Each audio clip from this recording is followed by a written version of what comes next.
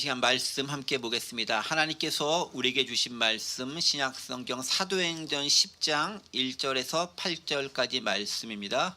사도행전 10장 1절에서 8절까지 우리 저와 여러분이 한 절씩 크게 교독하시고 마지막 8절 말씀은 한 목소리로 봉독하겠습니다. 제가 먼저 1절 말씀 읽습니다. 가이사라에 고넬료라 하는 사람이 있으니 이달리아 부대라 하는 군대의 백부장이라.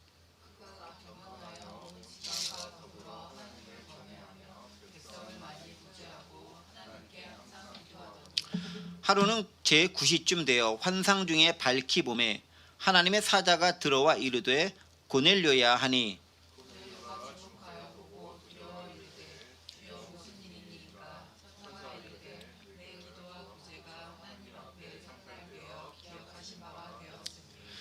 네가 지금 사람들 요빠에 보내어 베드로라 하는 시몬을 청하라.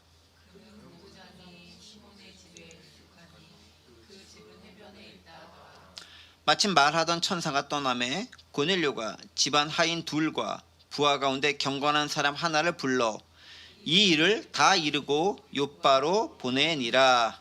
아멘. 네. 오늘은 하나님께서 환상 가운데 고넬료에게 나타나서 말씀하신 내용이 무엇이고 그것이 어떤 의미를 오늘날 지니고 있는가에 대해서 함께 생각해 보도록 하겠습니다. 고넬료에 대한 이야기를 하기 전에 하나님께서 먼저 베드로를 준비시키셨죠. 그 베드로를 준비시킨 장면이 지난주에 우리가 함께 나눴던 그 말씀 되겠습니다.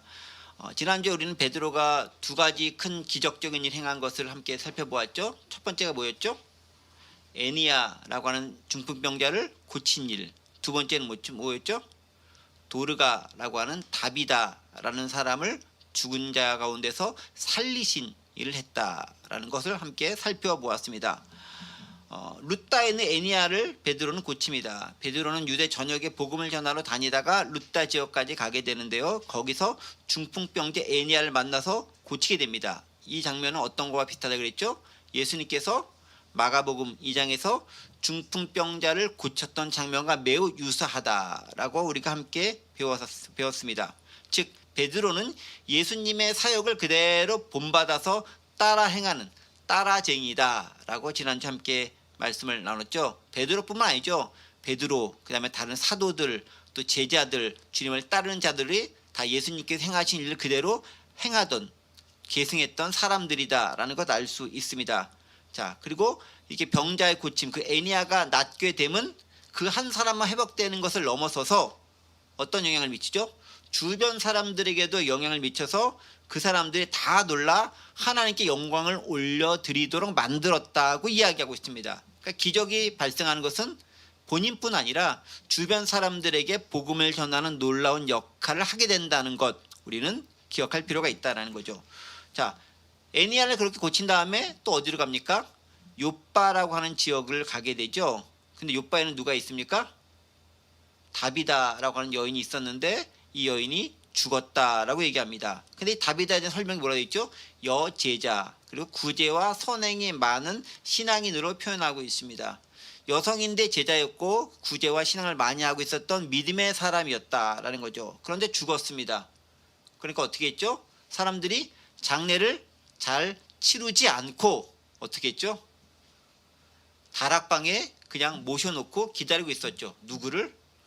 누군가가 와서 고쳐줄 것이다. 그래서 베드로에 대한 소문을 듣고 루따에 사람을 보내서 베드로를 요빠로 불러오게 되는 거죠. 베드로가 오면은 예수님이 회당장 야이로의 딸을 살리신 것처럼 살릴 수 있으리라라는 믿음이 그들 가운데 있었다. 우리는 알 수 있는 거죠. 자, 하나님께서는 바로 그렇게 그들의 믿음, 또 평상시에 선행을 많이 했던 다비다를 그냥 죽도록 놔두지 않고 조금 더 세상에 할 일이 있다. 그리고 그가 살아남을 통해 복음이 전해져야 될 여러 이유가 있다는 것을 증거하기 위해서 하나님께서는 베드로를 통해 다비다를 살리려 하십니다. 그리고 어떻게 살립니까? 마치 예수님께서 회당장 야이로의 딸을 달리다 굼 하면서 일어나라 소녀야 라고 하면서 살리셨던 것처럼 베드로 역시 기록은 되어져 있지 않지만 다비다 굼이라고 하면서 다비다여 일어서라 라고 동일하게 말하면서 살렸을 것이다 라고 우리는 추측해 볼 수 있습니다. 예수님 따라다니였던 베드로는 똑같이 예수님이 하셨던 대로 그렇게 명령했을 것이고 그렇게 살아날 수 있을 것입니다. 이 두 사건 모두 어떤 거죠? 예수님의 제자인 베드로와 사도들이 예수님의 사역을 계승해서 복음을 전하고 있다라는 것을 증명하는 사건이라고 얘기했습니다. 그것을 마친 다음에 베드로가 이제 어디로 갔죠? 어디로 갔을까요? 지난주 마지막 장면을 보면은 베드로가 43절을 보면 무두장이 시몬의 집에 머물렀다라고 기록되어 있습니다. 베드로는 무두장이 즉 가죽을 세공하는 그 시몬이라는 집에 머물렀다라고 되어져 있습니다. 자, 그런데 가죽을 세공한다라는 것은 뭐겠습니까? 이게 상당히 유대인들이 보기에는 불편한 직업이에요. 왜죠? 가죽은 누군가 이제 어떤 짐승을 죽여야 하는 거잖아요. 죽여야 가죽을 얻을 수 있죠. 산채로 살아서 가죽을 얻는 거는 더 비극적이에요. 그건 더 생각하면 안 돼요. 죽인 다음에 가죽을 얻어야 돼요. 어쨌든 간에. 그러니까 피를 본다라는 것은 유대인들에게서는 별로 환영할 만한 일이 아닌 거죠. 그러니까 유대인들은 가죽쟁이다라는 것 자체, 지금 무두장이다라는 것 자체를 상당히 꺼려하고 금기시하는 직업군으로 여겼습니다. 근데 지금 베드로는 어디가 있다고요? 무두쟁이 시몬의 집에 가 있다. 즉 가죽 세공하는 시몬이라고 하는 집에 가 있다라고 합니다. 근데 그 집의 이름이 누구라고요? 시몬. 베드로의 이름도 시몬 베드로. 재밌죠? 하나님께 여러 가지 공통된 요소를 통해서 베드로로 하여금 깨어지도록 만듭니다. 너의 이름과 똑같은 시몬이라고 하는 사람이 가죽을 세공하고 있다. 근데 그가 하는 것은 불결한 일이 아니야. 그리고 이제 네가 만날 사람들도 불결한 사람이 아니야. 네가 나중에 이방인을 만나고 그에게 복음을 전할 건데 그거 불결한 거 아니야. 내가 깨끗하다고 했으면 다 깨끗한 거야 라고 하면서 시몬의 집에 머물게 하면서 그가 앞으로 행해야 할 일이 무엇인지에 대한 일종의 실마리아와 같은 일종의 암묵적 복선과 같은 힌트와 같은 역할을 베드로에게 던져주고 있습니다. 자, 어쨌든 베드로는 지금 어디 있죠? 요바에 있는 시몬 무두장이 가죽 수선공 시몬의 집에 머물러 있습니다. 그 장면까지가 지난 시간에 함께 생각해봤던 내용이었습니다. 자, 그런데 이제 상황이 넘어갑니다. 베드로에 대한 얘기가 끝나고 다른 인물로 넘어갑니다. 어떤 인물로 넘어가겠죠? 오늘 본문 10장 1절입니다. 가이사랴에 고넬료라 하는 사람이 있으니 이달리아 부대라는 군대의 백부장이라 라고 하면서 이제 고넬료라고 하는 인물로 포커스가 맞춰지게 됩니다. 근데 이 고넬료는 어디에 살고 있는 사람이죠? 가이사랴에 살고 있는 사람입니다. 가이사랴 어디쯤에 있는 곳일까요? 지도를 잠깐 보면 알 수 있을 것 같습니다. 지난 시간에도 우리가 지도를 봤었는데요. 여기 지난 시간에 봤던 지도요. 지금 베드로는 어디 있다고요? 요빠. 여기서 다비다를 살리고 요빠에 있는 무두장이 시몬의 집에 있습니다. 자, 그런데 고넬료는 지금 어디 있다고요? 여기 가이사랴. 여기 있습니다. 여기. 상당히 좀 떨어져 있는 곳이죠. 요빠와 가이사랴는 대략적으로 한 50km쯤 떨어진 거리다라고 지역적으로 이렇게 평가되고 있습니다. 그리고 해변을 따라서 있는 둘 다 요빠나 가이사랴 둘 다 해변가에 있는 해양 도시라고 할 수 있죠. 그렇죠? 요빠 같은 경우는 특별히 이제 우리가 잘 알겠지만은 하나님께서 요나더러 복음 전하러 가라 했더니 도망가겠다고 간 곳이 요빠였던 그 요빠였던 것이죠. 그리고 가이사랴라는 것은 이제 선교의 기지가 되는 그런 역할이 되기도 합니다. 어쨌든 그런 주식입니다. 그런데 이 가이사라고 하는 지명, 가이사랴라는 지명이 가지고 있는 의미가 있죠. 이 가이사가 무슨 뜻이겠어요? 가이사, 시저, 케사르. 거기서 동일하게 따온 그런 명칭이에요. 즉 가이사 아구스도, 즉 황제, 로마 황제인 가이사 아구스도를 기념해서 헤롯 대왕이 기원전 25년부터 약 10년 동안 만든 도시가 가이사랴라는 도시예요. 그러니까 황제 이름을 따서 만든 도시가 이 도시가인 거죠. 그러니까 예전에는 그 구약 시대 같은 경우는 어떤 도시 이름이 유명한 황제나 인물의 이름을 따서 만든 경우가 많았습니다. 이 가이사랴도 로마 황제 이름을 따서 지은 일종의 계획 도시였다라는 걸 알 수 있습니다. 그래서 로마 통치의 행정구역상의 유대 지역을 통치하고 다스리는 일종의 수도 역할을 했던 곳이 가이사랴입니다. 물론 유대인들에게 있어서 수도는 어디겠습니까? 예루살렘. 하지만 이방인 로마 입장에서 전체를 다스리는 역할을 했었던 행정상의 역할을 했던 곳은 어디? 가이사랴. 가이사랴 황제 이름을 따서 맞는 곳이니까 이 가이사랴가 그런 역할을 감당했던 곳이다라는 거죠. 그러니까 로마 총독이 여기 주둔했겠죠. 그러니까 이곳의 영향력은 유대인들의 영향력이 세겠어요? 로마인의 영향력이 세겠어요? 아무래도 로마 군대도 주둔해 있고 로마 그 총독도 있고 하니까 로마의 영향력이 강한 곳이 이 가이사라는 지역일 것입니다. 반면에 예루살렘은 어떻습니까? 유대인의 영향력이 강한 곳이에요. 예루살렘에 성전도 있죠. 여러 사내들인도 있죠. 여러 가지 것들이 있으니까 그들의 자치권 아래서 운영되던 도시가 예루살렘이었다고 한다면, 유대 자치권이 통용되는 곳이 예루살렘이었다고 한다면, 그거와는 다르게 철저하게 로마식으로 통치되던 곳이 가이사랴라고 하는 지역이 있습니다. 이 가이사랴에 살고 있었던 어떠한 군인이 있었다라고 얘기합니다. 그 군인이 누구다? 고넬료다라고 하는 거죠. 자, 그런데 고넬료는 어떤 사람이었습니까? 계속 보면요, 1절 하반절에 이달리아 부대라는 군대의 백부장이더라. 이탈리아 군대의 백부장이더라. 그러니까 이탈리아 군대가 보통 어떤 지역에 머무르고 있으면 보통 어느 정도 머무르면 한 600에서 1000명 정도가 머물렀다라고 이야기하고 있습니다. 그러니까 그 정도 군대가 머무르고 있고 그 총사령관이 있고 그것을 또 이제 편제를 나누겠죠. 그래서 백부장, 천부장 나누는 것처럼 백부장으로 나눴다는 것은 100명 정도의 군대를 통솔하고 있는 지휘관이 백부장 군대를 주내겠죠. 우리로 따진다면 한 중대장쯤 되는 역할을 감당한 사람이 백부장이다라고 할 수 있습니다. 그러니까 100명 정도 되는 병사의 지휘관이 고넬료라고 하는 사람이죠. 그러니까 그 당시 군인은 뭐 로마 시대에 있어서 상당히 막강한 영향력과 또 군사력을 가지고 있었던 인물이기 때문에 함부로 하지 못할 뿐더러 선망의 대상이 되는 직업이기도 합니다. 그러니까 이방인이었던 고넬료가 백부장으로 그 가이사랴 지역에 거주하고 있었다라는 것들은 상당히 그 지역에 영향력을 행사할 수 있는 인물이었다라는 것을 알 수 있고요. 또 백부장이라고 하는 그 직책 자체는 당시 로마 군대에 소속되어져 있는 보병들에게는 진급할 수 있는 나름대로 가장 높은 직위로 여겨졌다라는 거죠. 그런 직책이었다는 것입니다. 그런데 그렇게 이방인과 관련된 이방인으로서의 백부장, 군대의 어떤 장교로서의 백부장이 있었는데 이 사람이 되게 독특한 이력을 가지고 있습니다. 매우 독특한 이력이에요. 2절에 있는 말씀을 보겠습니다. 2절, 그가 경건하여 온 지방과 더불어 하나님을 경외하며 백성을 많이 구제하고 하나님께 항상 기도하더니라고 기록되어 있습니다. 자, 이방 군대, 이게 이제 로마 군대인 거잖아요. 로마에게 있어서의 신은 누가 신이죠? 로마의 신은 황제가 신이죠. 그래서 여기 뭐 예수님이 처형당했던 정치적인 가장 큰 이유는 뭐냐?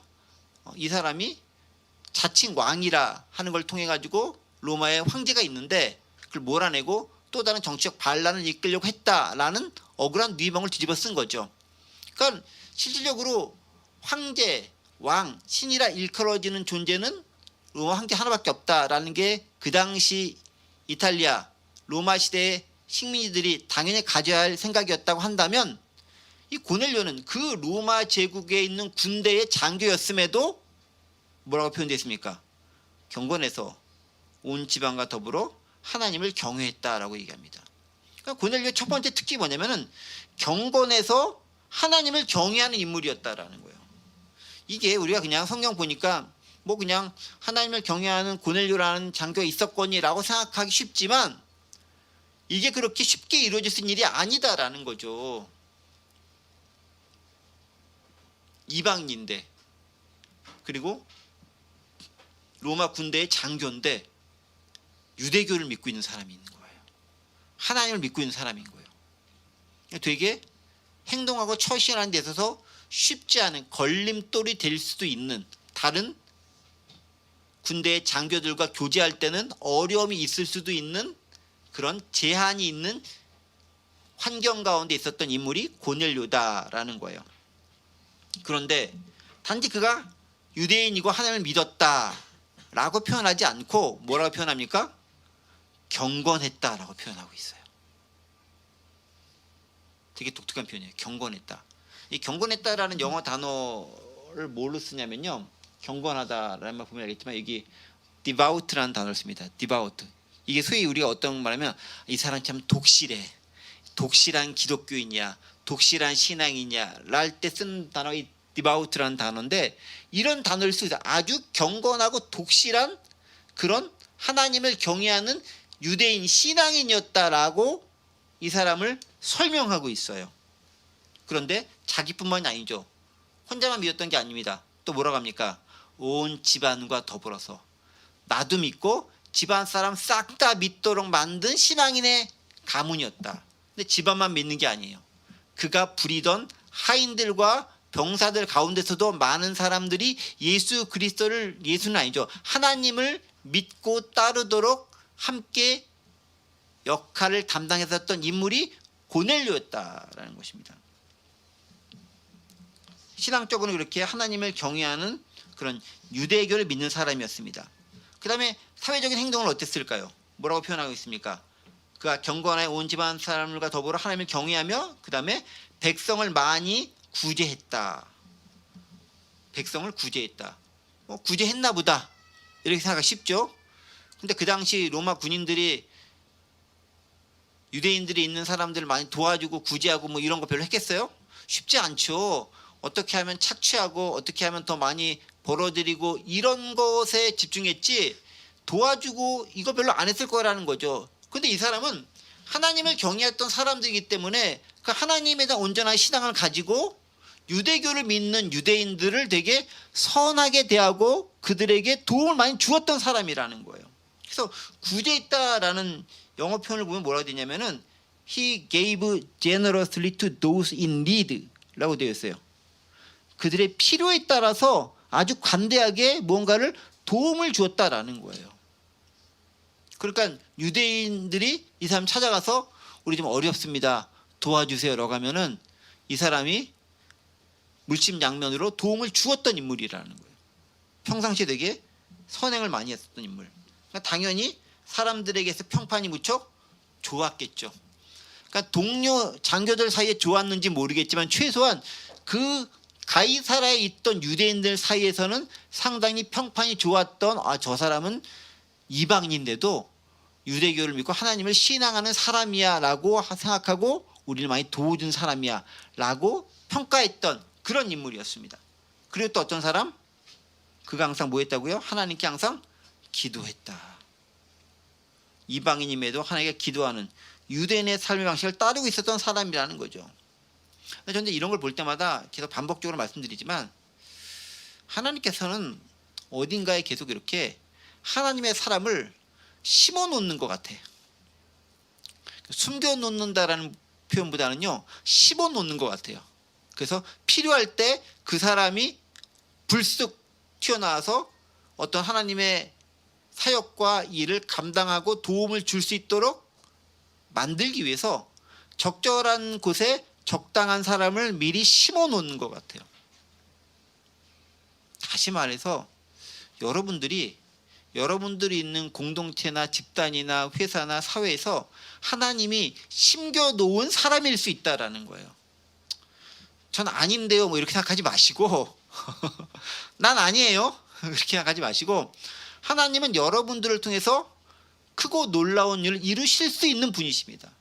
그리고 그 사명을 내가 미처 깨닫고 있지 못하지만 그 사명을 우리에게 부여해 줬을 수도 있는 거예요. 내가 그것을 인식하고 있다면 감사한 일이죠. 그런데 그 증거를 어떻게 알 수 있느냐? 이 사람이 평상시 하나님을 경외하고 때에 따라 기도하고 구제도 많이 한 그런 모습을 다른 유대인들보다 훨씬 더 진지하게 하나님을 섬긴 모습을 통해서 발견할 수 있는 거죠. 평상시 우리의 삶이 그럴 필요가 있어요. 다른 사람들 여러분들 보면서 이 사람 교회 다니는 것 같은데 참 성실하고 신실해, 그리고 우리를 많이 도와줘, 이런 평가가 여러분들에게 나올 수 있어야 되는 거예요. 고넬료와 같은 평가. 할렐루야. 네. 장수현 집사님이 고개를 끄덕이면서 잘한다고 얘기했어요. 행사 갈 때마다 전화통화할 때마다 사람 만날 때마다 그 모습이 뿜어져 나올 수 있는 귀한 역사가 되기 원합니다. 자, 어쨌든 하나님은 그렇게 하나님의 일할 사람들 군데군데 심겨놓고 적당한 때에 적당한 사람을 만나서 하나님의 일을 수행해 나갑니다. 자, 그런데 그 고넬료가 가지고 있는 유일한 단점이 하나 있습니다. 그게 뭐죠? 아직 예수님을 모른다는 거.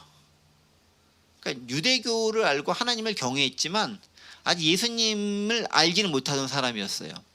그러니까 이제 예수님을 전해줄 사람을 만나는 게 필요하잖아요. 그럼 누구를 준비시키죠? 베드로를 준비시키는 거예요. 그래서 진짜 복음을 듣게 하는 거죠. 하나님의 섭리가 그 가운데 마련되어져 있다라는 거예요. 그래서 하나님은요, 당신의 일을 이루신 데 있어서 사람을 사용하신다라고 제가 여러 차례 말씀을 드렸던 것처럼 누군가를 만나게 함으로 하나님의 일을 이루어 간다라는 거예요. 만남을 통해서 하나님의 역사는 펼쳐지고 확장되어지고 진행되어진다. 그래서 여러분들이 만나는 그 누군가가 사소하고 별것 아닌 것 같고 아무것도 아닌 사람인 것으로 보일지 몰라도 그 만나는 사람이 여러분들이 복음을 전해야 될 사람일 수도 있고 여러분들에게 도움을 줄 사람일 수도 있고 하나님이 예비한 사람일 수도 있고 하나님을 다른 사람에게 전하는데 협조할 그리고 동역자가 될 사람일 수도 있다라는 생각을 하면서 그 사람을 만나야 될 필요가 있어요. 아셨죠? 필요 없는 사람 이렇게 치부하지 마시고 이 사람도 하나님이 준비한 사람일 수 있어. 어떠한 방법으로든 쓸 수 있는 사람이야 라는 생각을 가지고 사람을 만날 필요가 있다라는 겁니다. 자, 그렇게 항상 하나님께 기도하는 사람이었기 때문에 고넬료는 뭘 합니까? 3절에서 또 기도하는 거예요. 3절에 보면 기도하는 장면이 나와요. 3절 보겠습니다. 하루는 제9시쯤 되어 환상 중에 밝히 보매. 환상 중에 밝히 보내라고 표현했지만 이게 뭐 한다는 거예요? 기도하고 있었기 때문에 환상이 보여지도 기도하고 있지도 않았는데 환상이 보이지 않죠. 제9시가 무슨 시간입니까? 유대인들이 정기적으로 기도하는 시간이에요. 제9시는 몇 시죠? 우리 시간으로 오후 3시 플러스 6을 하면 돼요. 오후 3시에 기도하고 있는 시간이라도 그 기도하는 시간에 이 사람도 군대의 장교인데 기도하고 있는 그런 일을 하고 있어요. 자, 기도를 열심히 하고 있었더니 하나님께서 그 기도 중에 뭔가 은혜와 비전을 베풀어 주시는 거예요. 은혜는 기도 중에 체험한다. 말씀도 기도 중에 듣는다. 나를 부르심도 기도 중에 듣는다. 그래서 저는 평상시에 삶이 기도예요 라고 저를 포함한 여러분들이 주로 주장을 하실 텐데 그게 맞지만 또 따로 시간을 내어서 기도하는 시간을 갖는 것도 필요합니다. 하나님께서는 그 시간을 통해서 예기치 못한 무언가를 보여주시거나 들려주실 수도 있기 때문에 그래요. 그렇게 떼어놓는 기도 시간이 무척 필요합니다. 즉 여기서 기도 시간은 유대인으로서 유대교에 합당한 그 여러 가지 규례에 따라서 기도를 했을 것이지만 하나님께서는 그 시간을 통해서 그가 복음을 들을 수 있는 기회를 마련하고 준비하고 계신다는 점이죠. 기도 시간 꼭 필요합니다. 그런데 어떻게 얘기합니까? 환상 중에 누가 들어오죠? 하나님의 사자가 들어와서 고넬료에게 말하고 고넬료를 부릅니다. 기도는 환상 가운데 하나님의 사자가 보이는 거죠. 자, 기도 가운데 하나님의 사자가 보이는 경우는 그리 흔한 경우는 아니에요. 그래서 우리는 기도할 때마다 하나님의 뜻을 알기 위해서 하나님의 사자가 우리 기도 중에 나타나야 된다라고 기대하고 있으면 실패할 가능성이 많아요. 상당히 이례적이고 특별한 경우에 있어서 이런 환상 가운데 하나님의 사자를 보내주시기 때문에 그렇습니다. 그럼 어쨌든 이것도 기도 가운데 이루어진 일이었다라는 거죠. 하나님은 여러 가지 다양한 방법을 통해 하나님의 일을 이루시는데 그 중에 한 가지가 환상 가운데 하나님의 사자를 보내서 당신의 뜻을 전달하는 것이었습니다. 그리고 이제 부릅니다. 고넬료야 라고 부릅니다. 음성이 들리는 거죠. 물리적으로 어떤 진동을 통해서 우리 귀에 들렸는지 환상 가운데 감각적으로 그가 알게 되었는지 우리는 알지 못하지만 고넬료는 자신을 부르는 하나님의 사자의 음성을 듣습니다. 들을 귀 있는 자가 듣게 되는 거죠. 듣자마자 고넬료는 다시 하나님의 사자에게 반문하며 질문합니다. 4절이죠. 고넬료가 주목하여 보고 두려워하여 이르되 주여 무슨 일이니까. 하나님께서 나를 부르시고 내게 보여주면은 기쁘고 즐겁습니다 라고 요즘 우리는 생각할지 모르겠지만 구약시대 아직 이때까지도 그런 영향력이 강하죠. 있어서 사람들은 제일 먼저 느끼는 감정이 두려움입니다. 왜 그렇죠? 하나님 앞에 서면 죽기 때문에 그래요. 죄 많은 인간이 하나님 앞에 온전히 설 수 없죠. 그러니까 두려워 이릅니다. 주여 무슨 일입니까? 제가 혹시 무슨 잘못한 일이 있습니까? 라고 얘기합니다. 고넬료가 두려움 가운데서 What is it, Lord? 주님 무슨 일입니까? 라고 천사에게 물어봅니다. 자, 그런데 천사를 부를 때 뭐라고 부르죠? 천사여, 선생님, Sir 뭐 이렇게 부르지 않고 또 라빠이, 라비어 이렇게 부르지 않고 주님이라고 부르죠. 여기서도 이제 고넬료는 되게 명확하게 직감적으로 아는 거죠. 나를 부르신 분이 뭔가 특별한 주님이다라는 성령의 감동으로 그가 깨달음이 온 거죠. 그래서 주님이라고 부릅니다. 진실한 신앙의 모습이죠. 근데 여기서 천사가 재밌는 얘기예요. 천사가 뭐라고 얘기하죠? 네 기도와 구제가 하나님 앞에 상달되어 기억하신 바 되었다라고 기록하고 있습니다. 그러니까 천사가 나타나서 고넬료 부른 이유가 있어요. 왜 불렀다고요? 네가 한 기도, 네가 한 구제가 하나님 앞에 들려지고 올려졌다라는 거예요. 되게 재밌죠? 하나님 앞에 올라갔다는 거예요.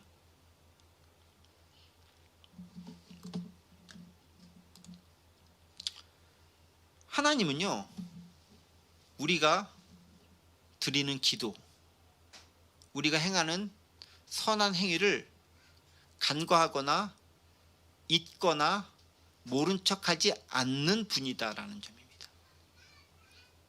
하나님이 기억하고 계시는 거예요. 하나님이 여러분들이 골방에서 드리는 기도, 누군가를 향해 간절히 중보하는 그 기도, 그리고 가슴 아파하면서 그를 위해 애통하면서 하는 기도를 들으시는 분이시다. 그런데 그 기도가 들려듣기 위해서는 또 한 가지 뭐가 필요한가? 그가 구제와 선행이 뒷받침되어져 있다라는 거예요. 그러니까 말로 기도만 하는 것이 아니라 그의 삶은 선행과 구제와 더불어서 기도가 함께 어우러진 삶이었다라는 거예요. 저는 되게 중요하다고 봐요. 지금 계속해서 경건한 사람이라는 얘기가 여러 차례 복음서를 등장하고 있어요. 우리 사도행전에 여러 차례 나옵니다. 그러니까 어떤 하나님의 사람을 설명할 때 경건하다, 기도와 구제가 있다, 선행했다는 표현이 자주 등장합니다. 즉 경건하다라는 건 뭐냐면은 기도와 구제에 있어서 분명하고 하나님께 인정한 사람이라는 거예요. 그런데 기도는 뭡니까? 하나님을 사랑하는 방식과 표현이 기도인 거예요. 구제는 뭐죠? 하나님께서 이 땅에 허락해 주신 사람을 사랑하는 방법이 구제라는 방법을 통해서라는 거예요. 그러니까 하나님을 사랑하고 사람을 사랑한다는 것이 기도와 구제를 통해서 표출된다라는 거죠. 그 방식을 그대로 순응하며 따랐던 인물이 바로 고넬료였다라는 거예요. 그래서 하나님은 기도와 구제를 기억하고 계십니다. 누가 알아주지 않아도 골방에서 나 혼자 중얼거리면서 애통하게 드리는 그 기도를 아무도 모르게 내가 지나가는 누군가에게 도와줬던 그 도움의 손길 하나도 하나님께서는 기억하고 계시다라는 거예요. 그래서 너무 계산하지 마시고 도움을 많이 주세요. 하나님은 그 도움의 손길을, 그 도움의 온정을 기억하고 계십니다. 어떤 것으로? 하나님을 사랑하고 사람을 사랑하는 표현의 방법으로서 여러분들의 구제와 선행을 기억하고 계십니다. 그것은 어떤 일이다? 하늘의 상급을 쌓는 것이다. 하늘에 돈을 쌓는 것은 기도와 구제를 통해 쌓을 수 있다라는 것입니다. 그런데 보시면 알겠지만 고넬료는요, 예수님을 알지 못하는 것 가운데서 철저하게 유대교에 입각한 신앙을 가지고 하나님을 경외하면서 기도와 구제에 열심이었습니다. 그런 그였기 때문에 하나님은 이제 그가 진짜 복음, 즉 예수님을 알 수 있는 기회를 허락하십니다. 즉 고넬료는 준비된 사람이었다라는 거예요. 어떻게? 경건한 모습으로 준비된 사람, 기도와 구제를 통해 하나님 사랑과 이웃 사랑을 실천하고 있었던 사람, 바로 그에게 하나님은 예수님을 만날 수 있도록 기회를 허락하십니다. 그런데 어떻게 만나고 가죠? 아주 급한 경우에는 바울처럼 직접 찾아와서 바울아 바울아 네가 어째 나를 핍박하느냐, 아니 바울이 아니라 사울이었죠. 이렇게 부르면 만나는 경우도 있지만 대부분의 경우는 그것보다는 누구를 통해서? 어떤 사람을 통해서 복음을 들을 수 있도록 하신다는 겁니다. 그러면 고넬료가 만나야 될 사람은 누구죠? 베드로라고 하는 사람입니다. 그래서 6절에서 이야기합니다. 5절이죠. 네가 지금 사람들을 요바로 보내어 베드로라 하는 시몬을 청하라. 너의 모든 기도와 구제가 기억된 바 되었다. 네가 얼마나 나를 신실하게 신앙하며 귀한 삶을 살아가는지 잘 안다. 이제 내가 너에게 진짜 복음을 전해줘야 되겠다라고 하시면서 준비된 너희가 만날 사람이 있으니 그가 바로 내가 준비시킨 또 다른 사람 베드로다라고 하면서 그를 만날 수 있도록 방법을 가르쳐 주십니다. 어떻게? 사람 보내서 베드로를 청해. 그런데 그 베드로가 지금 어디 있어? 요빠라고 하는 곳에 있다라고 얘기합니다. 요빠에 특별히 어디 있었죠? 무두장이 시몬의 집. 무두장이는 누구죠? 가죽 세공을 하는 집이다. 즉 유대인의 이름을 봤을 땐 상당히 불편하고 되게 부정한 곳이라 일컬어지는 그곳에 거하고 있는 정통 유대인으로서 예수님의 사도가 된 베드로라고 하는 사람을 너희가 만날 것이다 라고 가르쳐 주십니다.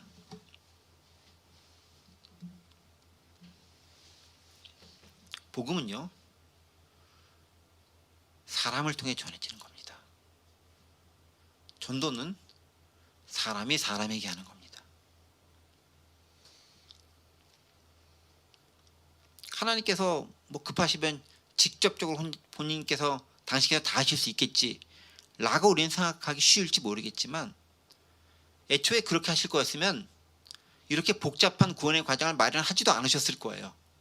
그냥 처음부터 인간 타락하지 않게 하고 하나님 나라에 같이 살고 즐기면 누릴 수 있도록 만드셨을 겁니다. 그런데 인격을 가진 인간을 통해서 뭔가 이루시기 원하셨기 때문에 그 인간을 통해서 하나하나 더디지만 인간을 통해서 일을 이루어 나가시는 거예요. 그래서 하나님은 고넬료도 준비하시고 베드로도 준비하십니다. 그리고 둘의 연합을 통해서 플러스 알파 놀라운 시너지 효과를 내게 합니다. 그 시너지 효과가 뭐겠습니까? 이방인에게도 복음이 전해져야 한다는 것에 대한 가장 첫 증표를 보여주시는 거죠. 고넬료가 수없이 많은 유대인을 만났을 거 아니에요. 그것도 별로 많이 기록되어 있지 않아요. 그런데 이방인의 지도자였던 고넬료를 만남을 통해 이제 복음이 유대인뿐 아니라 이방인이 전해져야 하면 단지 사도 사울만 전하는 게 아니라 이방인이었던 그만 전하는 게 아니라 정통 유대인이었던 베드로도 이방인의 사도가 되어 복음을 전해야 한다는 것을 확증하는 거라는 거죠. 고넬료가 베드로의 소문을 그 전부터 들었을 수도 있고 듣지 못했을 수도 있습니다. 어쨌든 고넬료는 순종합니다. 그래서 사람을 요빠에 보내서 베드로를 찾고 그 베드로에게 이 사실을 전하면서 이곳을 올 수 있도록 요청하게 되는 거죠.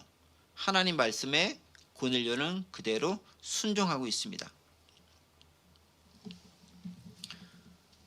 고넬료와 베드로의 만남, 어찌 보면 되게 우연인 것처럼 보이는 만남일지 모르겠지만 우리는 지난 시간과 오늘 본문의 말씀을 통해서 이 모든 것이 하나도 우연이 아니다라는 것을 발견할 수 있습니다. 우연히 꿈을 꿨는데, 우연히 무두장이 시몬의 집에 가 있었는데, 우연히 기도를 했는데 이렇게 저렇게 당신을 만나게 됐습니다 라고 말로는 표현할지 모르겠지만, 하나님은 우리가 부르는 그 우연이라고 하는 과정들을 통해서 이를 이루신다라는 거예요. 그러니까 모든 것을 다 알지 못한 우리에게 봤었을 때는, 즉 부족한 지혜를 가지고 우리가 봤을 때는 우연이라는 단어로 쉽게 퉁쳐버릴 수 있을지 모르겠지만, 하나님이 보기에 그 모든 것들은 우연이 아니라 필연이라는 거예요. 지극히 자연스러운 과정이다라는 거죠. 하나님 보시기에 우연은 없어요. 하나님 보시기에 모든 것은 하나님의 섭리 안에서 이루어지는 자연스러운 현상이고 하나님의 계획 가운데 이루어지는 일이다라는 거죠. 그래서 여러분들이 누구를 만나시던 우연히 만났다라고 생각하지 마세요. 하나님께서 필연적으로 만나게 하셨다라고 생각하시면 그 사람을 왜 만나게 하셨을까라는 질문을 던질 수 있습니다. 그리고 그 질문은 곧 내가 그를 어떻게 대해야 되고 내가 그를 통해 어떻게 하나님의 일을 행할 수 있을 것인가에 대해서 생각하게 만듭니다. 그러면 그때쯤 되면 내가 어떤 일을 감당해야 될지 사명, 내가 마땅히 해야 할 의무와 책임을 알게 됩니다. 이걸 또 악용해서 의무와 책임 감당하기 싫기 때문에 그런 생각 안 할래요 라고 꼼수를 부리는 순간 엄청 큰 사건과 사고를 당해서 어쩔 수 없이 복종할 수밖에 없도록 만드시는 게 또 하나님의 방법이기도 합니다. 다시 말해서 좋은 말로 할 때 잘 말씀 듣는 게 큰 코 안 닥치고 하나님의 사역자가 되는 지름길이다, 이렇게 말씀을 드릴 수 있을 것 같아요. 아셨죠? 도망가면은 저처럼 교통사고 크게 나가지고 이 길로 들어설 수밖에 없어요. 그러니까 좋게 말할 때 하나님께서 나에게 명하신 게 뭔가를 생각해 보는 게 필요하다라는 것입니다. 우연이 없다라는 거죠. 하나님의 섭리에 의한 것이다. 최선과 충성을 다할 때 하나님은 그를 사용하신다. 자, 그렇게 말한 다음에 천사가 떠나갑니다. 천사가 떠나가고 나자 고넬료는 지체 없이 바로 집안 하인 둘과 부하들 부릅니다. 7절이죠. 마침 말하던 천사가 떠남에 고넬료가 집안 하인 둘과 부하 가운데 경건한 사람 하나를 불러냅니다. 지체하지 않죠. 바로 신속하게 그 다음 일을 추진합니다. 그런데 이때도 누굴 부릅니까? 경건한 하인을 부릅니다. 경건한 사람을 부릅니다. 즉 자신이 수적으로 부릴 그 하인 가운데서도, 사람들 가운데서도 경건한 사람이 있었다라는 거예요. 하나님께서 준비한 사람이 또 있었다라는 거죠. 그러니까 나만 신앙을 가진 게 아니라 내 주변의 사람들을 내가 가진 신앙으로 복음화시켰던 인물이 고넬료였기 때문에 하나님은 그를 사용하셨고, 그 역시 그런 믿을 만한 사람을 욥바의 베드로에게로 보내고 있습니다. 근데 잠시 이런 생각도 해봤어요. 하나님께서 환상 가운데 고넬료에게 말씀하셨을 때 뭐 이런 개꿈이야 라고 하면서 거절했을 수도 있는데 고넬료 순종하잖아요. 직감적으로 안 거죠. 준비된 사람은 아마 그렇게 하나님의 부르심을 알 수 있는 무언가가 있지 않나, 즉 성령께서 역사하신 것이 아닌가 싶은 생각이 듭니다. 자, 그 확신이 들자 경건한 사람을 불러서 보내게 됩니다. 여기서 말한 경건한 사람도 또 똑같은 디바우트라고 하는 단어를 사용하고 있습니다. 이거 보이죠? Cornelius called two of his servants and a devout soldier. 아주 경건한 군인을 선별해서 보냈다라고 얘기하고 있죠. 자신의 직장도 복음화 있던 사람이 고넬료였다. 그리고 그가 이제 그 모든 일들을 그 자신의 부하와 그리고 사람에게 다 전달한 다음에 여러 가지 하나님께서 주셨던 것들, 비전들, 그리고 베드로에게 전달 내용들을 다 전달시킨 다음에 그들을 욥바로 보내게 되죠. 그리고 그들은 욥바로 가서 베드로를 만나게 되고, 그 만난 베드로는 다시 가이사랴로 오게 됩니다. 말씀을 정리합니다. 하나님은 누구도 그냥 만나게 하지 않습니다. 하나님의 섭리와 계획 가운데서 누군가를 만나게 하고 그를 통해 하나님의 일을 이루려 하십니다. 그리고 그 일들은 하나님을 믿는 경건하게 훈련된 준비된 사람을 통해서 역사하신다라는 것입니다. 오늘 본문을 통해서 여태까지 몇 가지 본문을 통해서 경건한 사람, 하나님을 경외하는 사람, 그 준비된 사람들이 곳곳에 있었음을 발견할 수 있습니다. 저는 바라고 원하기는 우리 북악에 많지 않은 식구들이지만 여러분들이 바로 서 있는 그곳에서 경건한 준비된 하나님을 경외하는 선행과 구제와 기도가 생활에 습관화되어져 있는 그런 귀한 사람으로 쓰임 받을 수 있는 사람이 되기를 간절히 원합니다. 기도하겠습니다. 은혜와 사랑의 하나님, 오늘 하나님께서 고넬료를 환상 가운데 부르시고 보내시는 장면을 살펴보았습니다. 평상시 하나님을 경외하고 기도와 구제가 습관화되어져 있던 인물이었기에 하나님은 그를 귀하게 보시고 그의 구제와 기도를 기억하시고 그에게 합당한 은혜를 베풀어 주시는 줄 압니다. 그런 고넬료가 귀한 주님의 쓰임을 받고 이방인의 첫 복음 전도자의 그리고 열매로서 역할을 감당했던 것처럼 우리 역시 하나님의 쓰임 받는 자로서 역할을 감당할 수 있도록 도와주시고 은혜 베풀어 주옵소서. 감사드리며 예수 그리스도의 이름으로 기도하옵나이다. 아멘.